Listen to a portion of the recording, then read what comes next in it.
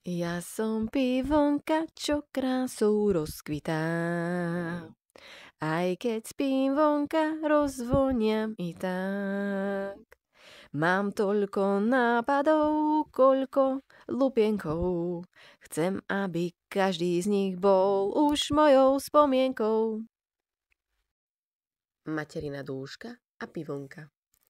Vaša výsosť, narodilo sa zdravé dievčatko, oznámila babica, keď podávala vysilenej matke bábätko.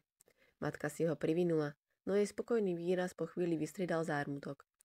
Nebojte sa, bude o ňu dobre postarané, povedala babica a pomohla kráľovnej privinúť si dieťa. Cérka moja, dušička moja, slzy šťastia jej stekali po tvári, ako trasie rúčkami. Je to v poriadku? Babica sa zamyslela. Keď sa bábätka zľaknú, zvyknú sa triasť, ale s týmto som sa ešte nestretla. Možno len nevie zaspať. Neboj sa, som tu pri tebe, vyriekla kráľovna a v tom sa bábätko upokojilo. Ako krásne pri mne zaspala, usmiela sa kráľovna a zývla si. Aj vy ste unavená, povedala babica a natiahla ruky k matke. Vezmem ju, aby ste si nezvykla. Viete, že po 600 nedelí ju dáme do dobrej rodiny. Teraz si oddychnite, potrebujete nabrať sily na ďalšie dni. Unavená kráľovná podala babici svoje dieťatko a šepla. Neboj, dušička, ešte sa uvidíme. Zotavujete sa rýchlo, prehovorila babica, keď videla kráľovnu i s dieťatkom v náručí. Áno, dnes ju pôjdem uspať na čerstvý vzduch. Spokojne vyhlásila kráľovna a pobrala sa na prechádzku. Keď našla lúku s príjemným výhľadom, zastala. Je tu krásne, dcérka moja, dušička malička. Kráľovna sa usadila na lúku a dcérku si zložila do lona. Stále trasíš ručkami, aj keď nevieš zaspať, riekla kráľovna a pritisla si drobnú dcérku bližšie k hrudi. Spievala jej piesne a keď jej dcérka zaspala, s láskou jej šepkala. Ľúbim ťa, dušička, dcérka moja. Spoločné dni sa krátia, povzdychla si. Tak veľmi by som si prijala, aby si vedela, ako ťa ľúbim. Kiež by si to vždy vedela a nikdy nezabudla na tieto chvíle. Ako to kráľovna dopovedala, zacítila omamnú vôňu. Poobzerala sa vôkol seba, keď obďalej zbadala drobný kvietok.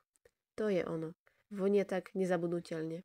Kráľovna sa zhlboka nadýchla. Odtedy každý deň chodievala uspávať svoju dcérku na miesto, kde rozvodnieval drobný kvietok a dcérke s láskou šepkala, ako ju ľúbi. Pivonka, pivonka, počuješ? Prepač, zasnila som sa. Táto rastlinka tak krásne vonia. Tebe sa páčia všetky kvietky, čo voniajú, pivonka. Ale tento úplne najviac. Nazvala by som ho Dušička. Alebo Dušok materiny. Prečo? Mám taký pocit, ako by som bola v matkinom láskavom náruči. A šepkala mi slova Ľúbim ťa, dušička. Zasnenie si pivonka znova privonila ako kvietku.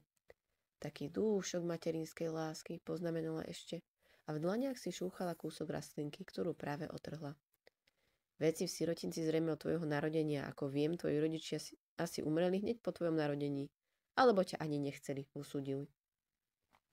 Nemám síce rodičov, ale tá rastlinka, to je krása. Pivionka žmolila rastlinku jemne v dlaniach. Tá jej vôňa ma lieči. Schovám si ho do vankúšika a možno sa konečne vyspím. Ako pivonka povedala, tak spravila. A veru, že jej to pomohlo zaspať. Aj prespať celú noc. Cítila sa totiž ako v maminkinom objatí. Ostatné deti v sirotinci sa pivonke čudovali. Ona ako rýchlo zaspí, keď si dá rastlinku pod vankúšik. A predtým nič. A ja to skúšam a mne to nefunguje. Ani mne. Tak si z nej skúsme spraviť dúšok čaju. Ozvalo sa zo sirotinca ďalšie dieťa. Pivonka, aj ty by si mala spraviť a možno sa prestaneš aj triasť. Pivonka si skúsila uvariť čajík z rastlinky, ktorú nazvala dúšok materiny. Všetci spoločne chlipkali čajík. Aha, funguje to. Pozrite sa na pivonku, už sa vôbec netrasie. Na teba to funguje ako dar od maminky. Presne tak. Aj mne ozývali sa ostatné deti a tešili sa z nového objavu. Každý deň deti zo sirotinca chodili na lúku, kde rástla materina dúška. Tam si rozprávali príbehy o milujúcej maminke, ktorá im na spomienku darovala krásny voňavý kvietok.